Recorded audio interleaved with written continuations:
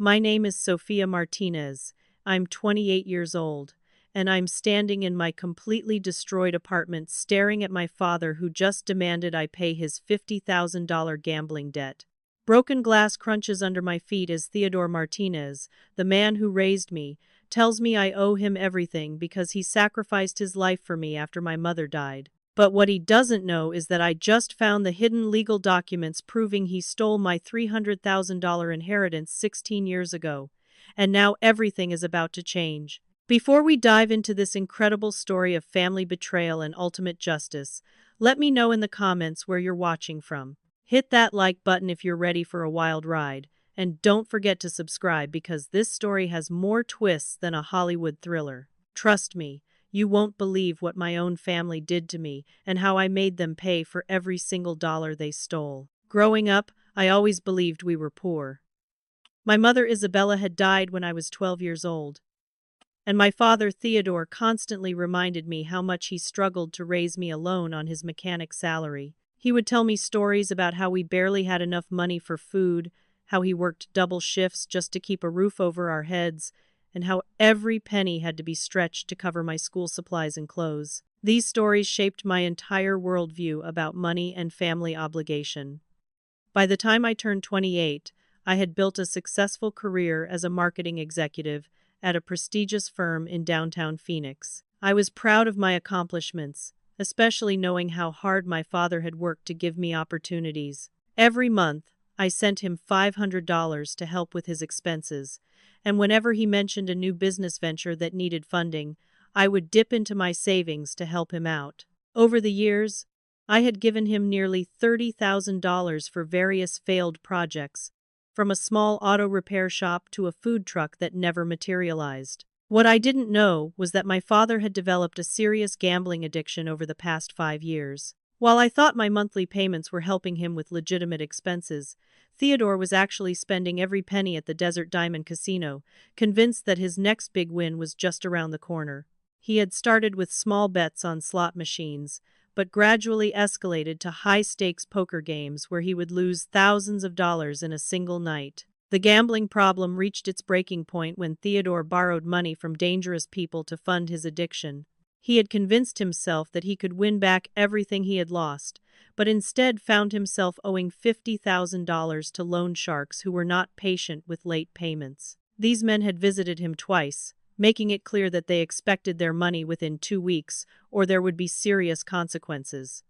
That's when my father made the decision that would destroy our relationship forever. He drove to my apartment complex on a Tuesday evening when he knew I would be working late at the office. Using the spare key I had given him for emergencies, Theodore let himself into my home and began systematically searching for anything valuable he could sell or pawn. He tore through my bedroom drawers, emptied my jewelry box, and even took my grandmother's silver candlesticks that had been the only inheritance I thought I had received from my mother's side of the family. But Theodore's desperation led him to be incredibly reckless in his search. He overturned furniture, pulled books from shelves, and even ripped open couch cushions looking for hidden money or valuables. By the time he was finished, my once pristine apartment looked like it had been burglarized by someone in a drug-fueled rage. The irony was that he only managed to find about $800 worth of items to steal, nowhere near enough to make a dent in his enormous debt. When I came home from work that night and saw the destruction, my first instinct was to call the police. But before I could reach for my phone, Theodore emerged from my bedroom closet where he had been hiding, waiting for me to return. His appearance shocked me. He looked haggard and desperate, with bloodshot eyes and trembling hands that spoke of someone who hadn't slept in days. The confrontation that followed revealed the true depth of his selfishness and manipulation. Theodore didn't apologize for destroying my home or stealing my possessions. Instead, he immediately went on the offensive, demanding that I liquidate my savings account and retirement fund to pay off his gambling debts. When I expressed shock and refused, he launched into a tirade about how ungrateful I was and how much I owed him for raising me after my mother's death. It was during this heated argument that I noticed a manila envelope that had fallen from one of my overturned bookshelves. The envelope was old and yellowed, with my mother's handwriting on the front that read, "For Sophia, when she turns 18. I had never seen this envelope before, and Theodore's face went completely white when he realized what I was looking at. Inside that envelope were legal documents that would change everything I thought I knew about my childhood and my family's financial situation. My mother, Isabella Martinez, had not died poor as I had always been told. She had left me an inheritance of $300,000 that was supposed to be held in trust until my 18th birthday. The documents in that envelope revealed a conspiracy that went far beyond my father's gambling addiction. As I read through bank statements, trust documents, and correspondence between family members, I discovered that my mother's death had triggered a carefully orchestrated plan to steal my inheritance. The mastermind behind this scheme was not just my father, but also his brother Raymond Martinez, who worked as a loan officer at Desert Valley Bank where my mother's trust account had been established. Uncle Raymond had always been present in our lives, visiting regularly and often bringing gifts for me during holidays and birthdays. I had viewed him as the generous uncle who helped support us during difficult financial times, never realizing that his kindness was actually guilt over his participation in stealing my mother's money. The documents revealed that Raymond had used his position at the bank to forge signatures and transfer funds from my trust account into accounts controlled by my father. But the most shocking revelation was the existence of Miranda Martinez, a girl my own age who I had never known existed. Miranda was Theodore's daughter from an affair he had conducted during my mother's final illness, and she had been secretly raised and educated using money from my inheritance. While I grew up believing we were struggling financially, Miranda was attending private schools, taking expensive music lessons, and living in a comfortable home in Scottsdale that my stolen money had purchased. The paper trail showed that over $300,000 had been systematically drained from my trust account over a period of 6 years. The money had been used not only to support Miranda's upbringing, but also to fund Theodore's various failed business ventures, pay for Raymond's gambling habits, and even purchase a vacation home in Sedona that I had never known about. Every story my father had told me about our poverty was a lie designed to prevent me from asking questions about money or expecting any inheritance from my mother. When I confronted Theodore about these discoveries, his response was not remorse or apology, but rather an escalation of his manipulation tactics. He claimed that I was reading the documents wrong, that the money had actually been spent on my own education and upbringing, and that I was being ungrateful for everything he had sacrificed to raise me.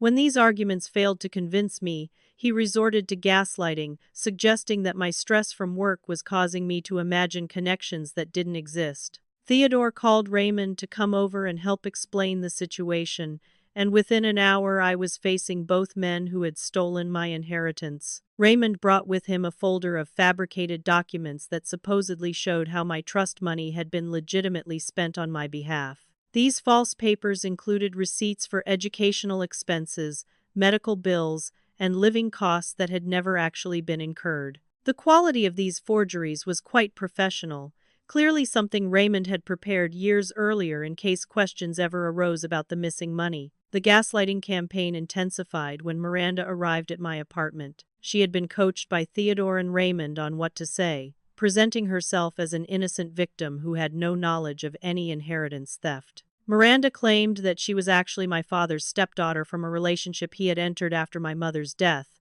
not the illegitimate child who had been supported with my stolen money. She played her role perfectly, expressing concern for my mental state and suggesting that grief over recent work stress was causing me to create elaborate conspiracy theories about my own family. Over the following days, the three of them launched a coordinated campaign to isolate me from any support systems and discredit my claims about the inheritance theft. They contacted extended family members, painting me as unstable and ungrateful, claiming that I was making false accusations against the people who had sacrificed everything to help me succeed in life. They spread rumors in our neighborhood that I was having a nervous breakdown and that my accusations against my father were symptoms of some kind of mental illness. The psychological warfare extended to sabotaging my financial stability as well. Theodore used personal information he had about me, including my social security number and mother's maiden name, to damage my credit rating by opening unauthorized accounts and missing payments. He also contacted creditors for my legitimate accounts,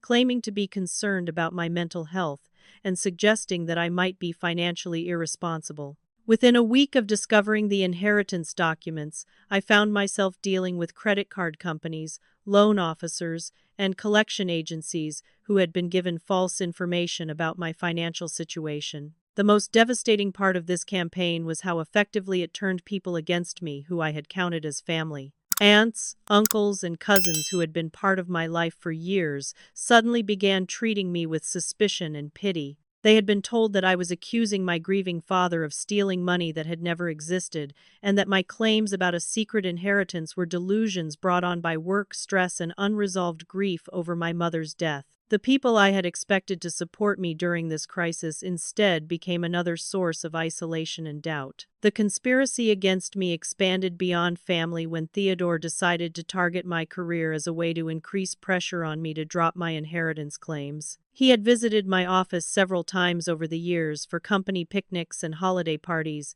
so he was familiar with my workplace environment and knew the names of my supervisors and colleagues. Using this knowledge, Theodore contacted my boss, David Richardson, with a carefully crafted story about how I had been stealing money from family members to fund a gambling addiction. Theodore's call to my workplace was strategically timed for maximum damage. He contacted David on a Monday morning, claiming to be a concerned father who had discovered that his daughter was in serious financial trouble. He explained that I had been asking family members for increasingly large loans, claiming the money was for legitimate expenses, but that he had recently discovered I was actually spending the money at casinos. Theodore even provided specific details about supposed gambling losses, creating a narrative that painted me as someone with serious impulse control problems who might not be trustworthy with company finances. The impact of this false report was immediate and devastating.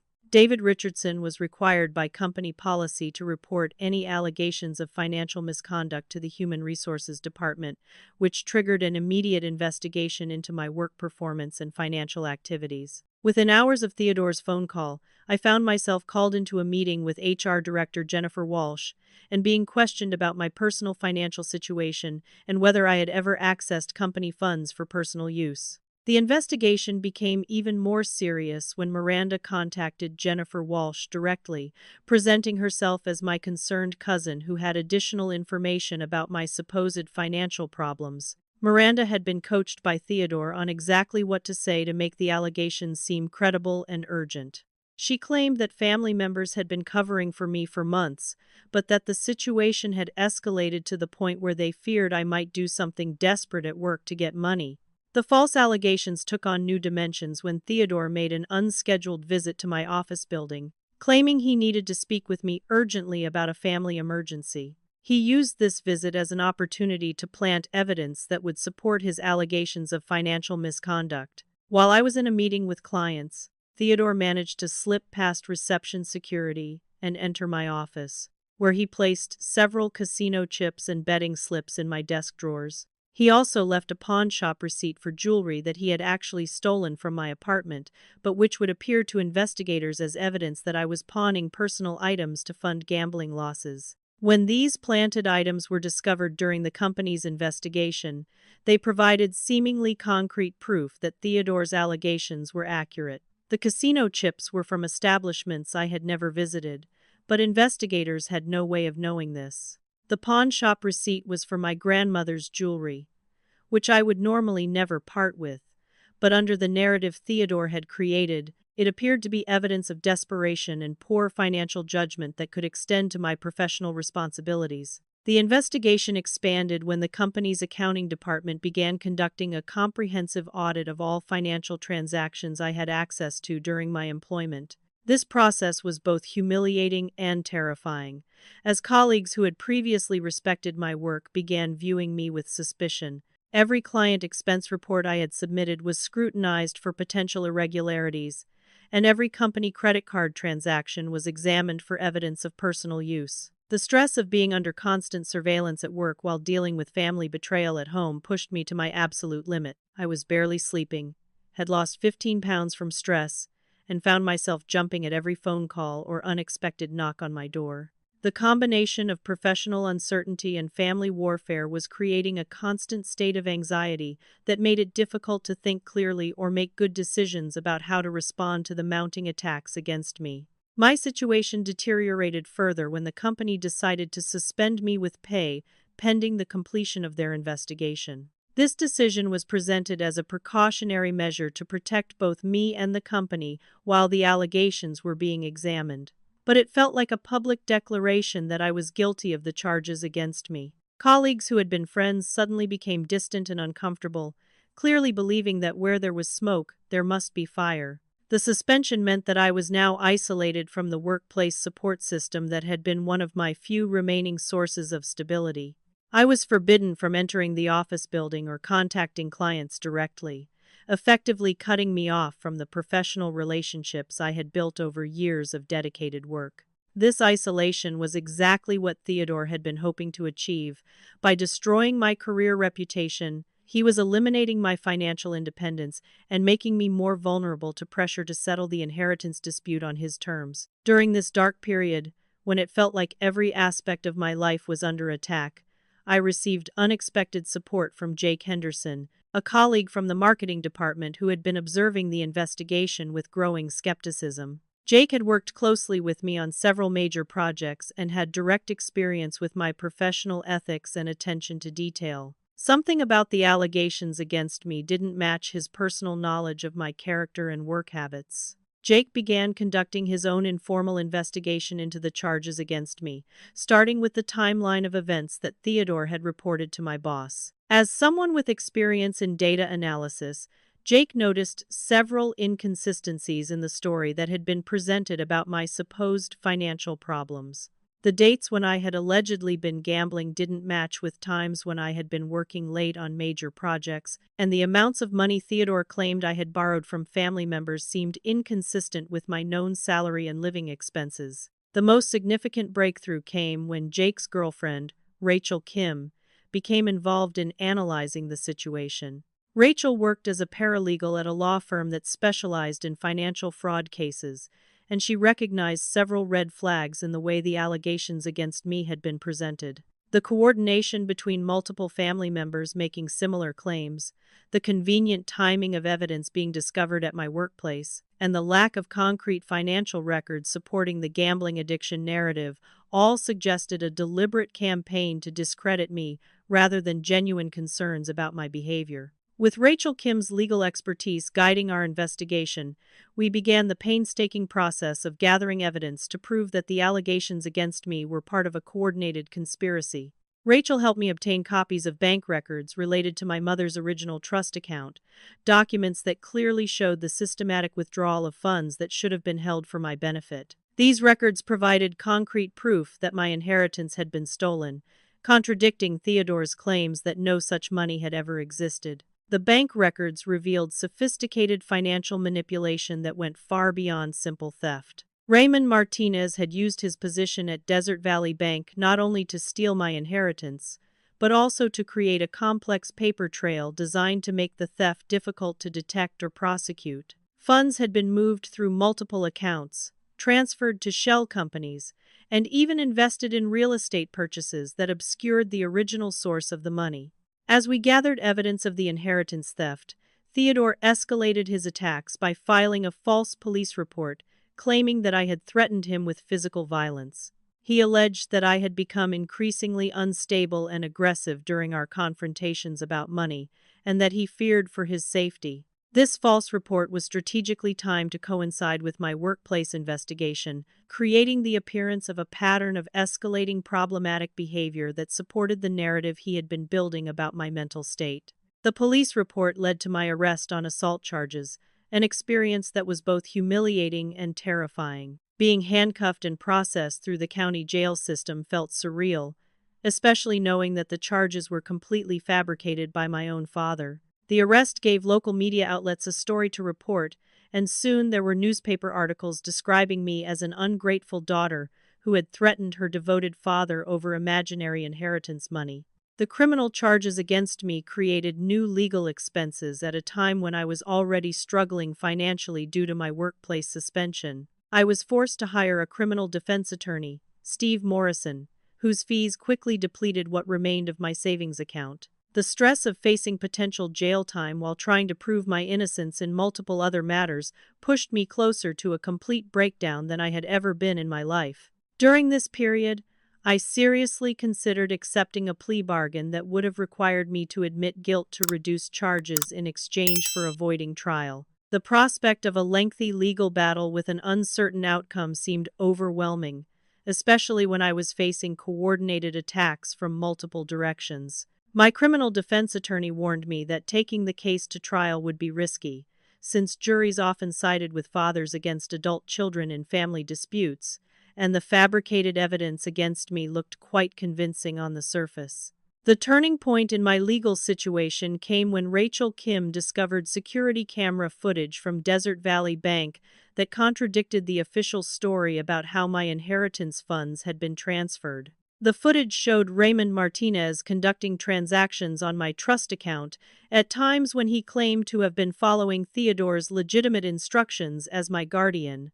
More importantly, the video evidence showed Raymond forging signatures on withdrawal slips, clear proof that the transfers had been fraudulent. This security footage had been archived by the bank for 7 years, as required by federal banking regulations, but it would have been destroyed if we had waited much longer to request it. The discovery of this evidence transformed my case from a he said, she said dispute about family finances into a clear-cut case of bank fraud with documented proof of criminal activity. The breakthrough with the security footage encouraged a former bank employee, Patricia Gonzalez, to come forward with additional information about Raymond's fraudulent activities. Patricia had worked in the trust department at Desert Valley Bank during the time when my inheritance was being stolen, and she had noticed irregularities in how Raymond was handling my account. However, she had been afraid to report her suspicions at the time because Raymond was her supervisor and she needed her job to support her own family.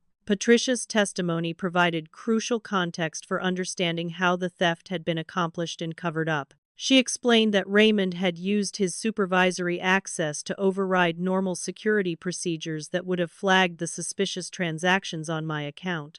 He had also falsified internal bank records to make it appear that all transfers had been properly authorized by my legal guardian, creating a false paper trail that had prevented detection of the fraud for over a decade. With this new evidence in hand, we were able to shift from a defensive strategy to an offensive one. Instead of simply trying to prove that I was innocent of the charges against me, we could now demonstrate that I was actually the victim of a long-running criminal conspiracy.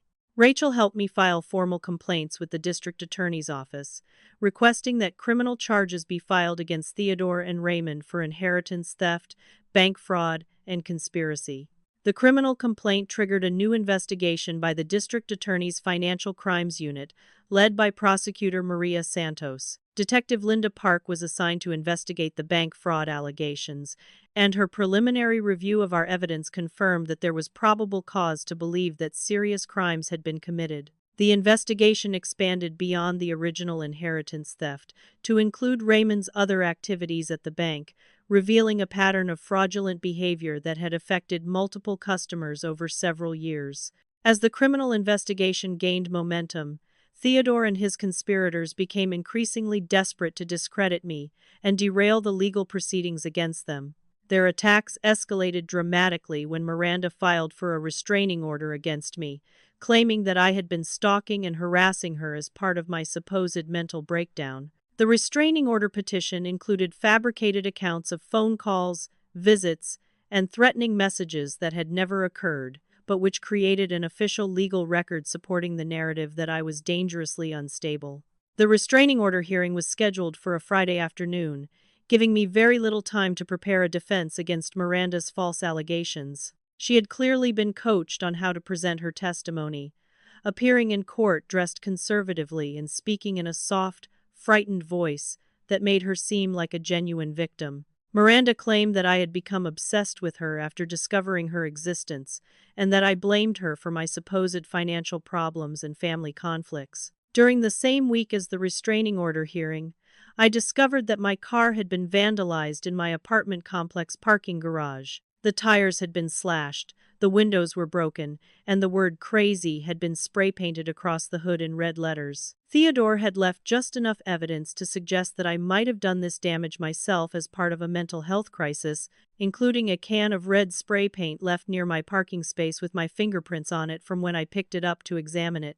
The car vandalism was reported to both my apartment complex management and to the police, as evidence that I was becoming increasingly self-destructive and dangerous. Theodore told anyone who would listen that he was concerned I might hurt myself or others, and that the vandalism was a cry for help from someone who was losing touch with reality. This narrative was supported by Miranda's restraining order petition and by the ongoing criminal charges against me, creating a pattern that seemed to confirm his claims about my mental state. The psychological warfare reached new depths when Theodore and Raymond began spreading rumors that I had a history of mental illness that predated our current conflicts. They claimed that I had been hospitalized for psychiatric treatment several years earlier, and that my mother had been concerned about my stability before her death. These lies were particularly effective because they contained enough specific details to seem believable, and because they explained away any evidence of the inheritance theft as products of my delusional thinking. To support these false claims about my mental health, they created fake medical records suggesting that I had been treated for various psychological conditions over the years. Raymond's connections at the bank had given him access to personal information that he used to make these fabricated records seem authentic, including details about my insurance coverage and medical providers that would not have been available to someone creating purely fictional documents. The fake medical records were strategically leaked to key people in our extended family and community, creating the impression that there was documented proof of my mental instability.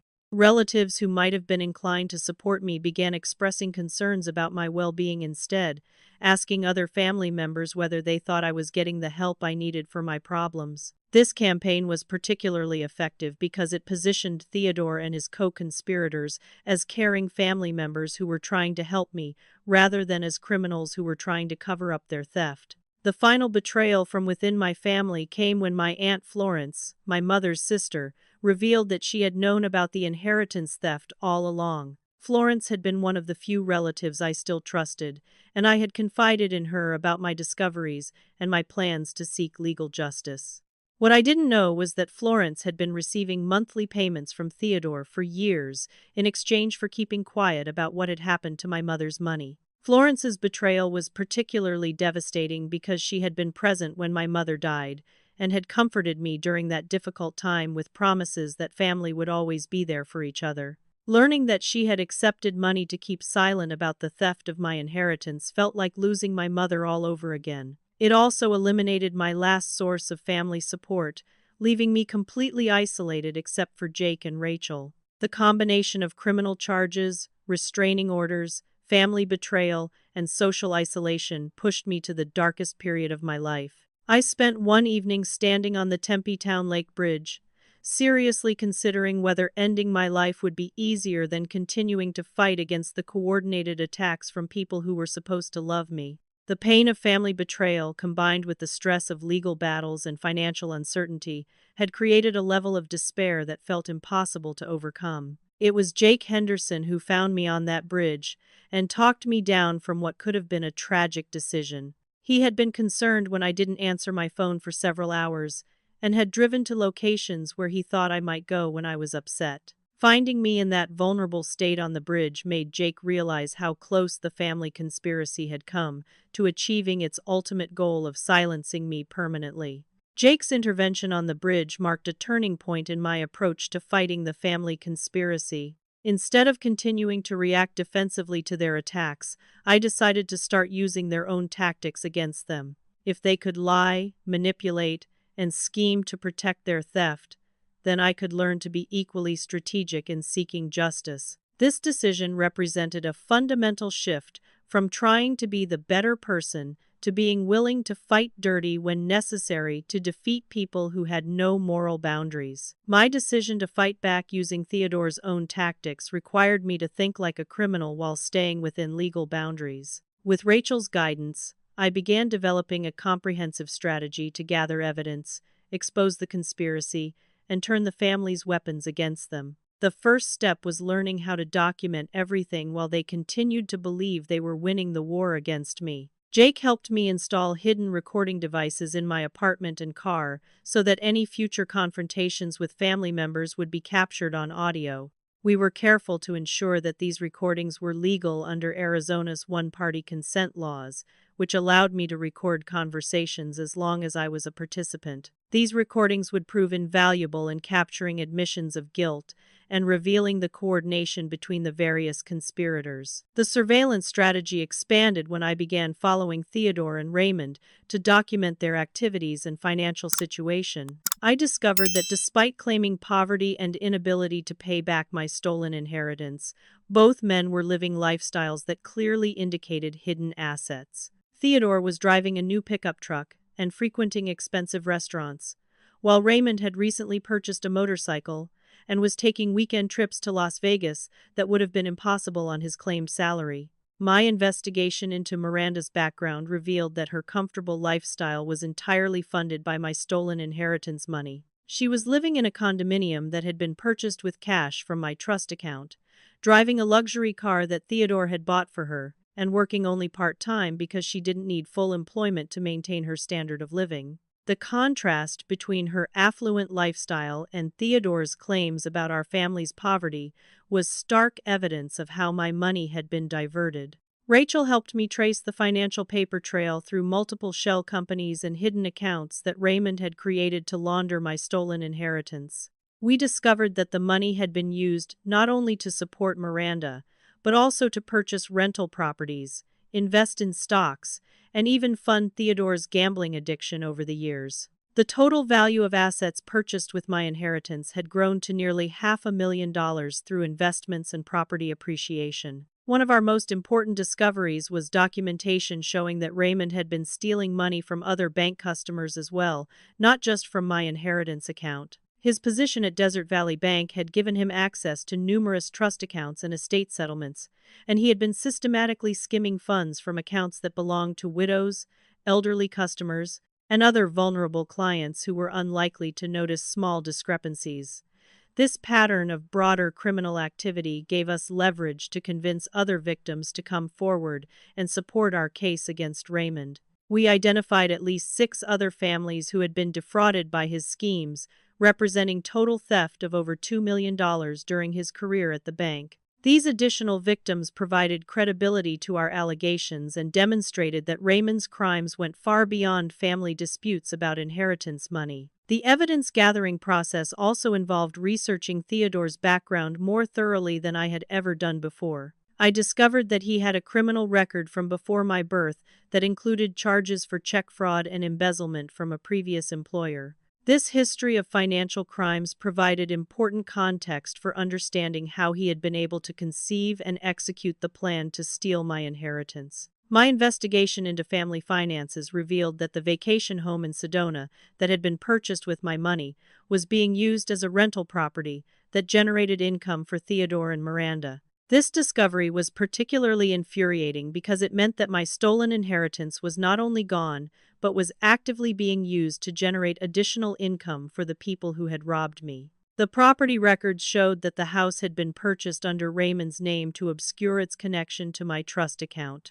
As I gathered evidence and built my case, I also began reaching out to media contacts who might be interested in covering the story of family inheritance theft. Local investigative reporters were intrigued by the combination of bank fraud, family betrayal, and forged documents that made for compelling human interest stories. Having media attention would serve multiple purposes: exposing the truth publicly, pressuring prosecutors to take the case seriously, and potentially encouraging other victims of similar crimes to come forward. The media strategy required careful timing to avoid prejudicing any criminal proceedings while still building public pressure for justice. Rachel advised me on how to frame the story in terms of systemic bank fraud rather than just family disputes, which made it more newsworthy and less likely to be dismissed as personal drama. We also emphasized the vulnerability of inheritance trusts and the need for better oversight of financial institutions handling estate settlements. The breakthrough moment in my fight for justice came when I was able to present all of our gathered evidence to Prosecutor Maria Santos during a comprehensive meeting that lasted over 3 hours. The evidence package included bank security footage, financial records, recorded admissions from family members, and testimony from other victims of Raymond's fraud scheme. The sheer volume and quality of evidence made it impossible for prosecutors to ignore the serious crimes that had been committed. Detective Linda Park's investigation had corroborated our findings and added additional evidence gathered through official law enforcement channels. Bank employees who had been afraid to speak up during Raymond's employment were now willing to testify about irregularities they had observed. The bank's internal audit department had also uncovered evidence of systematic fraud that supported our allegations about the scope of Raymond's criminal activities. The criminal charges against Theodore and Raymond were filed on a Wednesday morning, with both men being arrested at their homes by teams of detectives. The charges included bank fraud, forgery, conspiracy, theft, and money laundering, representing felonies that carried potential sentences of 10 to 20 years in prison. The arrests were coordinated to prevent the destruction of evidence and to maximize the psychological impact of law enforcement action. Raymond's arrest at Desert Valley Bank was particularly satisfying because it occurred in front of his former colleagues and customers, making his crimes public in the workplace where they had been committed. The bank immediately froze all accounts associated with Raymond and began conducting a comprehensive audit of every transaction he had touched during his employment. This action protected other potential victims while also preserving evidence for the criminal prosecution. Theodore's arrest took place at the auto repair shop where he worked, creating a public spectacle that exposed his criminal activities to customers and coworkers who had believed his stories about being the victim of an ungrateful daughter. The contrast between his claims of poverty and the evidence of assets purchased with stolen money became immediately apparent when police seized his expensive truck and other property during the arrest. The criminal charges automatically triggered civil asset forfeiture proceedings that allowed authorities to freeze bank accounts and seize property that had been purchased with my stolen inheritance money. This included Miranda's condominium, the Sedona vacation rental property, vehicles, and various investments that could be traced back to my mother's trust account. The asset seizure provided immediate relief by preventing further dissipation of funds that rightfully belonged to me. Miranda's world collapsed when the IRS launched an investigation into her failure to report the income and gifts she had received from my inheritance theft. She had been living on stolen money for years without paying taxes on the benefits, creating significant federal tax liability that added to her legal problems. The IRS investigation revealed the true source of her comfortable lifestyle and exposed her as a knowing participant in the fraud scheme, rather than an innocent beneficiary. The media coverage of the arrests vindicated my claims and exposed the lies that had been spread about my mental health and character. Local newspapers ran detailed stories about the inheritance theft scheme, complete with photographs of the seized assets and interviews with other victims of Raymond's fraud. The coverage portrayed me as a crime victim who had persevered through family betrayal to seek justice, completely reversing the previous narrative about my supposed instability. My workplace situation improved dramatically once the criminal charges were filed and evidence of the conspiracy became public. The investigation that had led to my suspension was immediately closed with a full apology from company management, who acknowledged that I had been the victim of a deliberate campaign to destroy my career. I was reinstated with full back pay and given additional time off to deal with the ongoing legal proceedings. The criminal trial process moved quickly because the evidence against Theodore and Raymond was overwhelming, and their defense attorneys recommended accepting plea bargains rather than risking longer sentences at trial. Theodore ultimately pled guilty to conspiracy and theft charges in exchange for a sentence of 8 years in prison and full restitution of the stolen money. Raymond faced more serious bank fraud charges and received a 12-year federal sentence along with lifetime prohibition from working in the financial industry. Aunt Florence's cooperation with the prosecution earned her a lighter sentence of probation and community service, but she was required to pay back all of the money she had received for keeping silent about the inheritance theft. Her testimony provided crucial details about how the conspiracy had been planned and executed, helping prosecutors understand the full scope of the scheme and ensuring that all participants were held accountable for their roles. The civil proceedings moved parallel to the criminal case, allowing me to recover not only my original inheritance, but also additional damages for the years of lost investment returns and the emotional distress caused by the family conspiracy.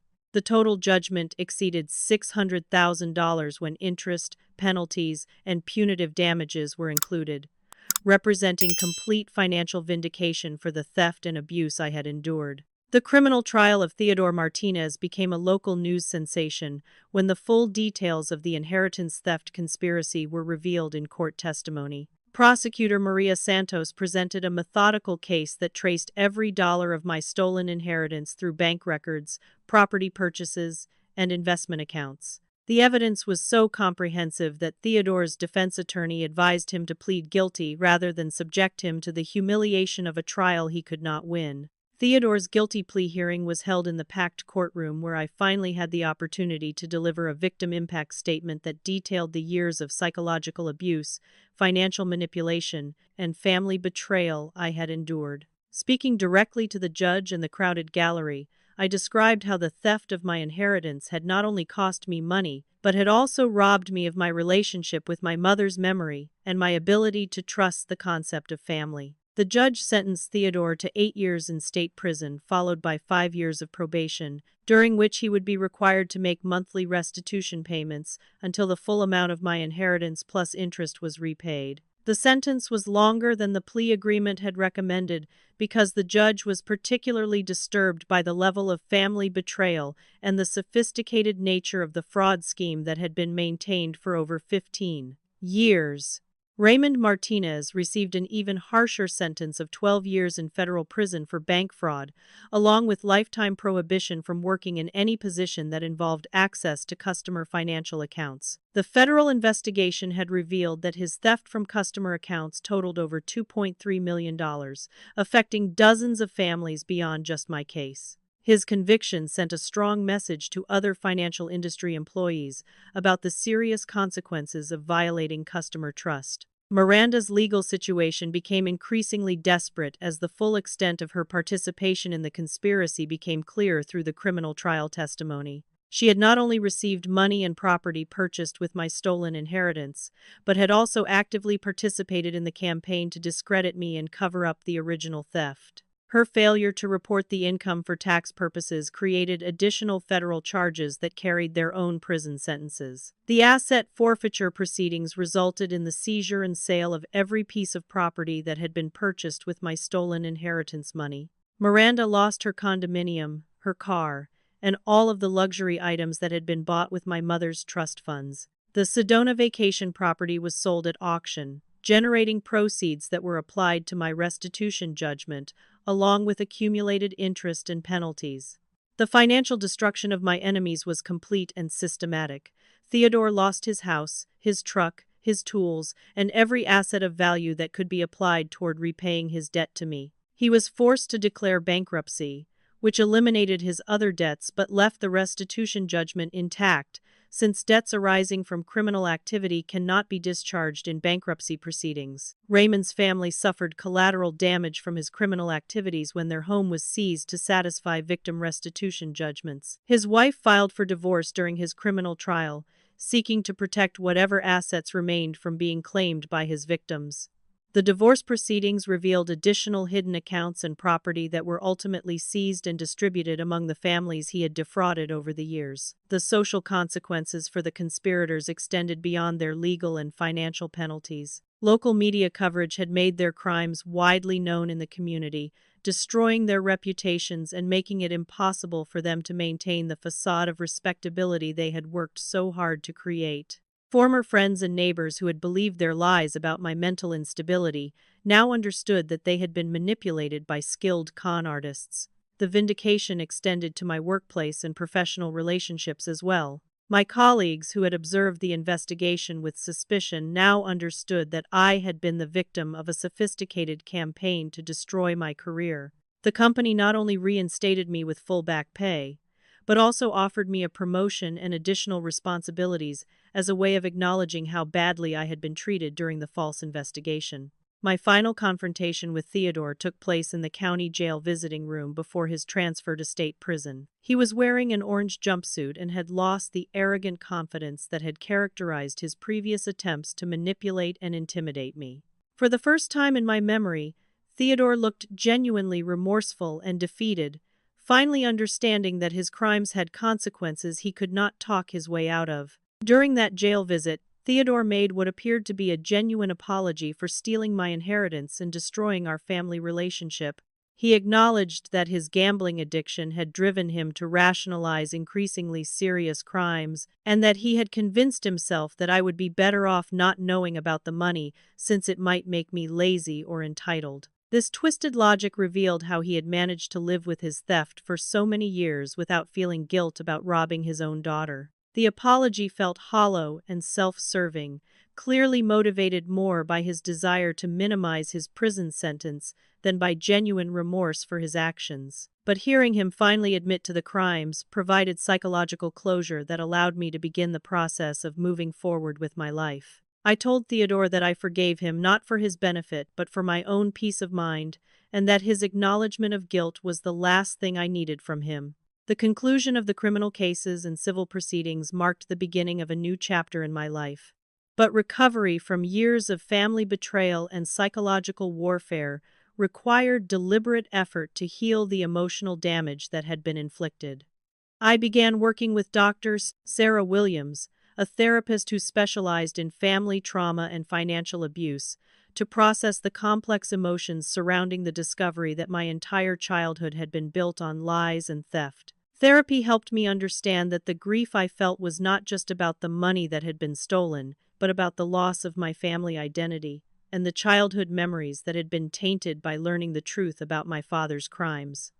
Dr. Williams explained that financial abuse within families often involves not just theft, but also systematic psychological manipulation designed to prevent victims from recognizing or reporting the crimes being committed against them. The healing process was complicated by the fact that recovering my inheritance, while financially satisfying, could not restore the years of struggle and self-doubt that had been caused by growing up believing we were poor. I had made countless decisions about education, career, and lifestyle based on false information about our family's financial situation, and some of those missed opportunities could never be reclaimed. However, therapy also helped me recognize the strength and resilience I had developed through surviving the family conspiracy and fighting for justice against overwhelming odds. The skills I had learned during the legal battle, including research, investigation, and strategic thinking, had applications beyond just recovering stolen money. Dr. Williams encouraged me to view my experience as evidence of my capability to overcome adversity rather than just as trauma that defined my identity. My relationship with Jake Henderson deepened significantly during the recovery period, as he had proven himself to be a true partner who supported me through the darkest period of my life. Jake's girlfriend Rachel Kim had also become a close friend whose legal expertise had been crucial to achieving justice. Together, the three of us formed a chosen family that provided the trust and loyalty that my biological family had failed to offer. Jake and I began discussing marriage and building a life together based on honesty and mutual respect, values that had been completely absent from my relationship with Theodore and his conspirators. Planning a future with someone who had seen me at my lowest point and still chosen to stand by me felt like a healing experience that proved not all relationships were based on manipulation and exploitation. The financial recovery from my inheritance theft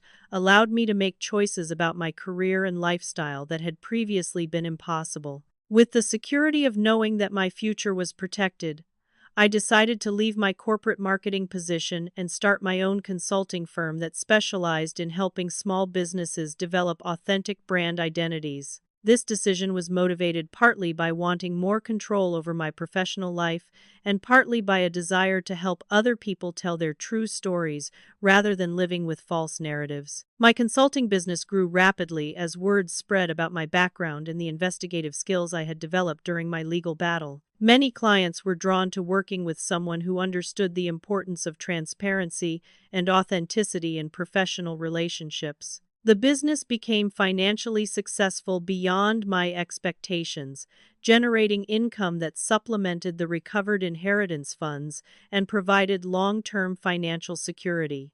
One of the most meaningful aspects of my recovery was the opportunity to help other victims of financial fraud and family betrayal who reached out to me after reading about my case in local media. Many people shared similar stories of inheritance theft, elder abuse, and family financial manipulation, but felt powerless to seek justice because they lacked the resources or knowledge to fight back against their abusers. Working with these other victims became a form of advocacy that gave deeper meaning to my own experience with family betrayal. Rachel Kim and I developed a network of legal and financial professionals who were willing to help fraud victims on a pro bono basis, creating resources that had not existed when I was fighting my own battle for justice. This advocacy work transformed my personal experience with crime into a broader mission to protect vulnerable people from financial predators. The restitution payments from Theodore arrived monthly like clockwork, serving as regular reminders that justice had been achieved